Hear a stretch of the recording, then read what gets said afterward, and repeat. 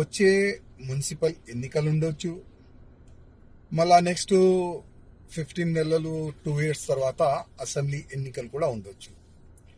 దాంట్లో బీజేపీ జనసేన పొత్తు ఉంటుందా లేదా అని ఒక చర్చ నడుస్తుంది.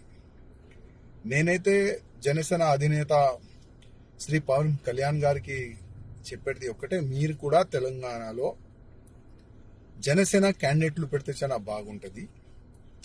ఎందుకంటే దాదాపు 2014 నుంచి మా వాళ్ళు కాంప్రమైజ్ రాజకీయం చేస్తున్నారు. దానివల్ల మా పార్టీకి చాలా అంటే చాలా నష్టం జరిగింది.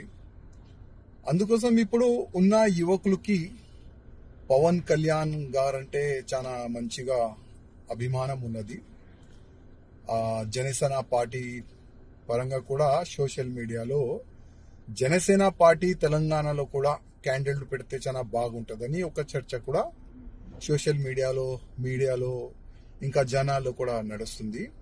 అందుకోసం దీనిపైన ఒకసారి ఆలోచన చేస్తే చాలా బాగుంటుందని మా పవన్ కళ్యాణ్ గారికి నా ఒక రిక్వెస్ట్ అనుకోండి, అభిప్రాయం అనుకోండి. ఒకసారి దీనిపైన కూడా మీరు ఆలోచన చేయండి. ఎందుకంటే దాదాపు 2014 నుంచి మేమే చూస్తున్నాం, ఎప్పుడో బీజేపీ గవర్నమెంట్ తెలంగాణలో రావాలి, కానీ మా వాళ్ళు వెనుక నుంచి కాంప్రమైజ్ రాజకీయం వల్ల మా పార్టీకి చాలా నష్టం జరిగింది. ఉన్న మా పార్టీ క్యాడర్ని చూడరు, సీనియర్ని పక్క పెట్టేస్తారు. బయట నుంచి చాలా మంది ఒక విశ్వాసం పెట్టుకొని భారతీయ జనతా పార్టీలో వచ్చిన తర్వాత వాళ్ళకి అస్సలు మర్యాద లేక ఉంటుంది. అందుకోసం ఇప్పుడు జనాలు ఏంటంటే ఫస్ట్ 2 సార్లు బీఆర్ఎస్ రాజ్యం చూసినాము, అప్పుల రాజ్యం అయిపోయింది. రేవంత్ రెడ్డి కాంగ్రెస్ రాజ్యం చూస్తున్నాము, ఇంకా కూడా అప్పుల రాజ్యం అయిపోయింది.